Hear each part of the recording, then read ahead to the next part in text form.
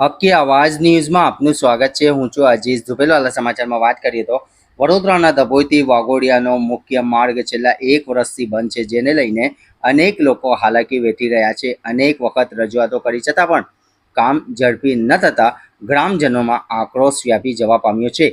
સાથે જ ગ્રામજનોએ આંદોલનની ચીમકી ઉચ્ચારી છે। રાજ્ય સરકાર રોડ, રસ્તા અને નાળાના જલ્દીમાં જલ્દ કામ કરી શરૂ કરે, લોકોની સુખાકારી મળે તે દિશામાં કામ કરી રહી છે। તેવામાં વડોદરાના ડભોઈથી વાઘોડિયા જવાનો મુખ્ય માર્ગ છેલ્લા 1 વર્ષથી બંધ હાલતમાં છે, જેને લઈને રાહદારીઓએ 40 કિલોમીટરનું અંતર કાપી વાઘોડિયા જવાનો વારો આવ્યો છે, તેમ જાણવા મળ્યું હતું। રિપોર્ટ રફીક મંસૂરી।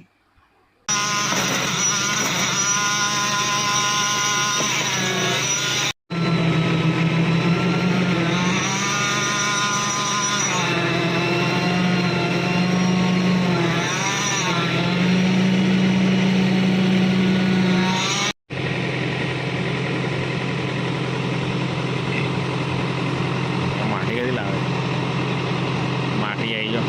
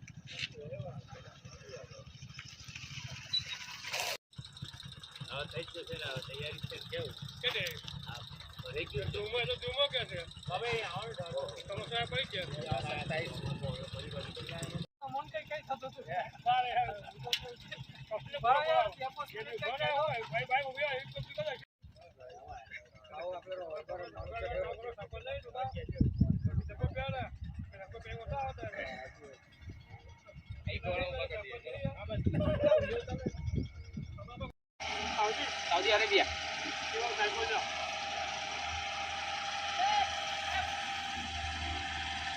आप जोड़े उभा रहे बता जोड़े जोड़े हाँ हाँ बस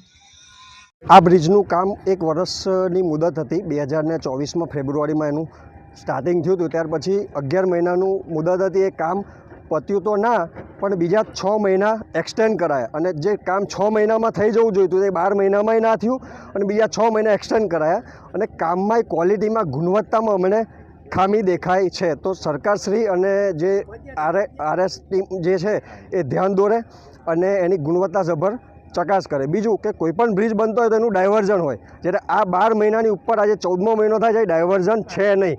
ઘણી વખતે ચાલુ કરે તો બાઇકોને જવા દે, ફોર વ્હીલને અટકાવી દે, એવી રીતના હેરાનગતિ પબ્લિક થાય છે। બીજું કે આ મેઇન રસ્તો છે ડભોઈને વાઘોડિયાને જોડતો, ત્યાં આગળ છોકરાઓ પારુલ યુનિવર્સિટી, સુમનદીપ વિદ્યાપીઠ, પછી લીમડા જીઆઈડીસીમાં નોકરિયાત વર્ગ અને અહીંના જે બધા ખેડૂતો છે એમને અવર જવરમાં ઘણી તકલીફો પડે છે। ડાયવર્ઝનનો જે રસ્તો છે એ સિંગલ પટ્ટી ઇન્ટરનલ ગામડા છે, 15 કિલોમીટર ફરવાનું થાય છે, એટલે એમાંય ઘણા એક્સિડન્ટો થાય છે અને પબ્લિક ઘણી હેરાન થાય છે। તો સરકારશ્રીને અમારી નમ્ર વિનંતી છે કે તમે આમાં ધ્યાન આપો।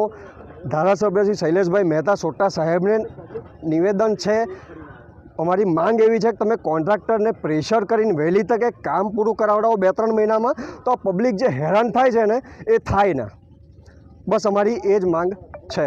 અને કદાચ જો આ વહેલી તકે પૂરું નહીં થાય એપ્રિલના 30 તારીખ સુધી, તો પછી અમે ગામ લોકો, અમારા જે 10-12 ગામ લોકો આવે છે એ ગામ લોકો ભેગા થઈને ઉગ્ર આંદોલન ગાંધી ચિંધ્યા માર્ગે કરીશું, એની ખાતરી આપું છું। ડભોઈ ડોલાર એ ડભોઈ તાલુકાનો એક અગત્યનો રોડ છે જે ડભોઈ તાલુકાને વાઘોડિયા તાલુકા સાથે જોડે છે. તો એ રસ્તા ઉપર હાલ ઢાઢર નદી ઉપર બની રહેલા માઇનર બ્રિજનું કામ પૂરજોશમાં ચાલુ છે.